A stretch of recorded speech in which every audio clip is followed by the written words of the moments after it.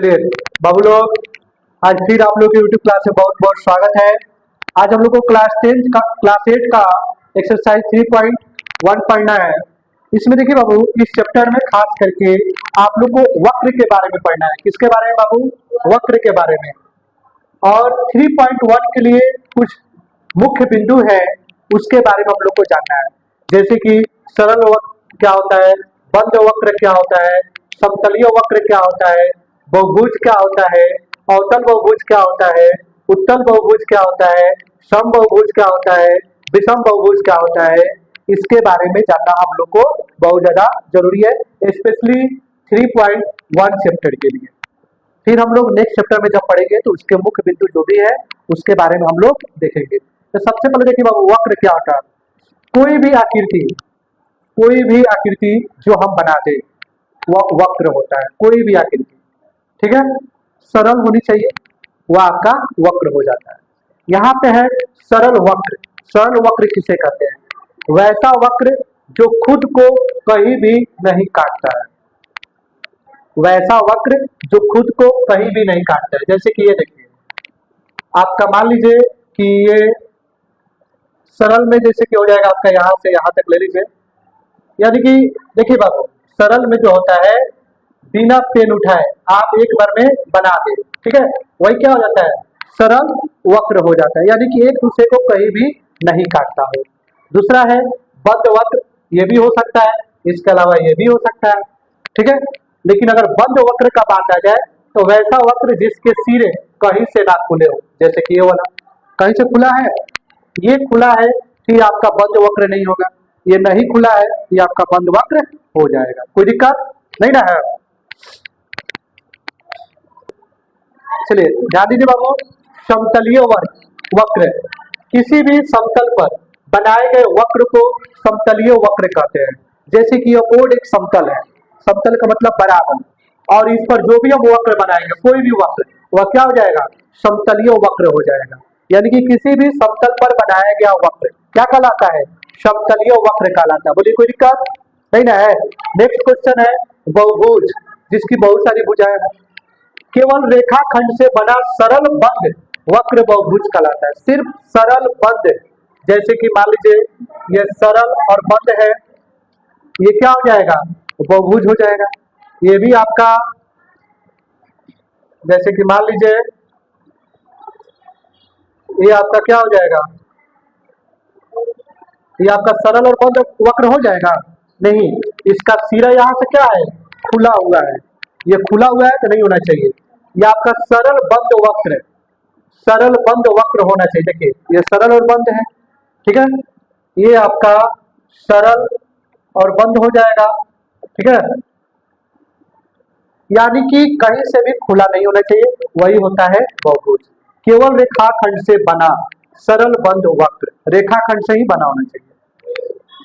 अवतल बहुभुज किसे कहते हैं? दीजिए बाबू, अवतल बहुभुज में क्या होता है? वैसा बहुभुज जिसका विकर्ण बाहर भी बनता है और 180 डिग्री से ज्यादा भी होता है। जैसे कि यहाँ पर देखिए, यहाँ पर हम एक बहुभुज आपका बना देते हैं।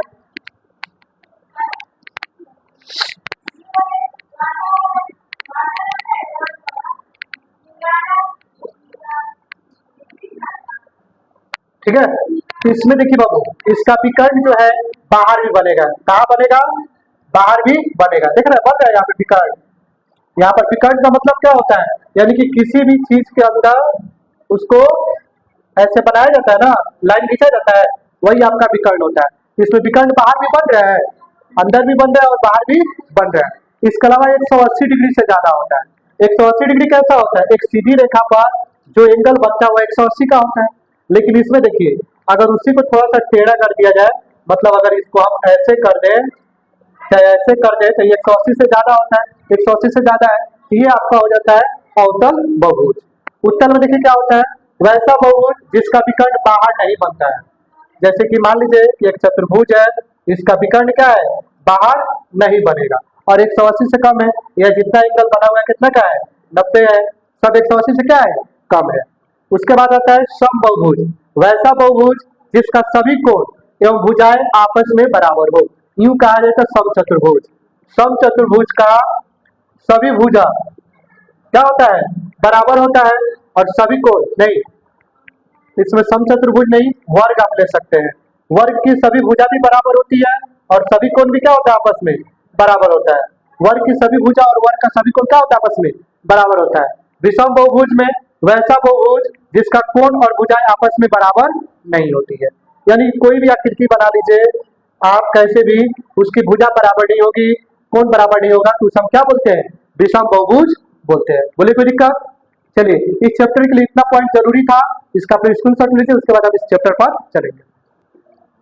चलिए ध्यान दीजिए बाबू, एक्सरसाइज 3.1 में क्वेश्चन नंबर 1, यहाँ पर कुछ आकृति दी गई है, यहाँ पर फिगर बना दिया गया है और क्वेश्चन बोल रहा है प्रत्येक का वर्गीकरण निम्नलिखित आधार पर कीजिए। साधारण वक्र, साधारण बंद वक्र, बहुभुज, उत्तल और अवतल। ठीक है, चलिए ध्यान दीजिए बाबू, साधारण वक्र, साधारण वक्र किसे कहते हैं, जो किसी को कहीं पर भी ना काटे। इस वाले फिगर को देखिए और एक बार जब हम कलम उठा ले तो आराम से बन जाए। तो ये वाला फिगर कहीं पर किसी को काट रहा है, नहीं काट रहा है, यानी इसका आंसर 1 नंबर हो जाएगा। 2 नंबर में भी देखिए, ये भी साधारण है और आपका सरल भी है। ठीक है, इसमें देखिए बाबू क्वेश्चन नंबर 5 में, इसमें भी देखिए ये भी आसानी से बनने वाला है, ये भी हो जाएगा। इसके अलावा इसको देखिए, ये भी आसानी से बन जाएगा ना, तो 6 भी हो जाएगा। ये भी देखिए, ये भी आसानी से बनने वाला है, इसको भी हम लिख सकते हैं। बोलिए कोई दिक्कत? उसके बाद है साधारण बंद वक्र, यह भी बंद है, बंद है, बंद है, बंद है, बंद है, यानी 1 नंबर में जो लिखे हैं वही आपका 2 नंबर में भी हो जाएगा। बोलिए कोई दिक्कत?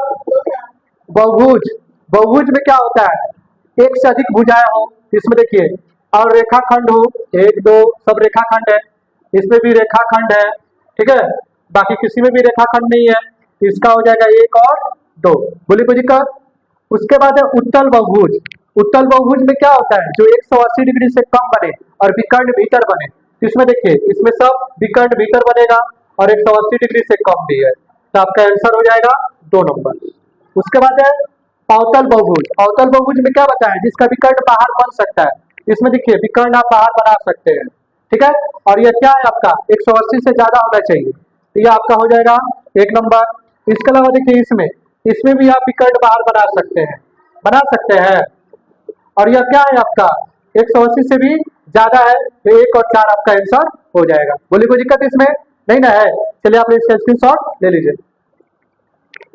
चलिए ध्यान दीजिए बाबू, क्वेश्चन नंबर 2, समबाहुभुज क्या है। देखिए बाबू, समबाहुभुज आप लोग को इंट्रोडक्शन जब बताए थे तो उसमें बताए थे कि समबाहुभुज क्या है। वैसा बहुभुज जिसका सभी कोण और सभी भुजाएं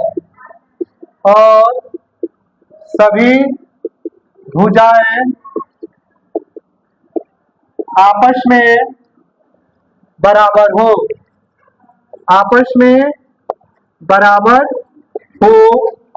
उसे क्या कहते हैं, समबाहुभुज कहते हैं। क्या कहते हैं बाबू? समबाहुभुज कहते हैं। बोलिए कोई दिक्कत? जिसका कोण, सभी कोण और सभी भुजा आपस में बराबर हो, उसी को क्या कहते हैं, समबाहुभुज कहते हैं। अब क्वेश्चन नंबर यहाँ पर एक और है, एक समबाहुभुज का नाम बताइए जिसमें 3 भुजाएं हो, 4 भुजाएं, 6 भुजाएं हो। तो पहला देखिए, किसका 3 भुजाओं में सब बराबर होता है, तो समबाहु त्रिभुज का, समबाहु त्रिभुज का तीनों भुजा आपस में क्या होता है, बराबर होता है, तीनों कोण भी आपस में बराबर होता है। 4 भुजाओं में वर्ग हो जाएगा, वर्ग की चारों भुजा बराबर होती है और कोण भी आपस में बराबर होता है। उसके बाद है 6 भुजाएं, यानी कि आपका क्या हो जाएगा, षट क्या हो जाएगा, 60 भुजाएं हो जाएगी, नहीं 60 भुजाएं, यानी कि 6 भुजा वाला जो भी आपका बहुभुज होता है वह क्या हो जाएगा, इसमें आपका आंसर हो जाएगा 6 भुजाएं में आंसर हो जाएगा। बोले कोई दिक्कत नहीं ना है? चलिए आपने इसका स्क्रीनशॉट ले लीजिए, वीडियो अच्छा लगा तो लाइक और सब्सक्राइब कीजिए। तब तक के मिलते हैं हम लोग अगले चैप्टर में। बहुत बहुत धन्यवाद।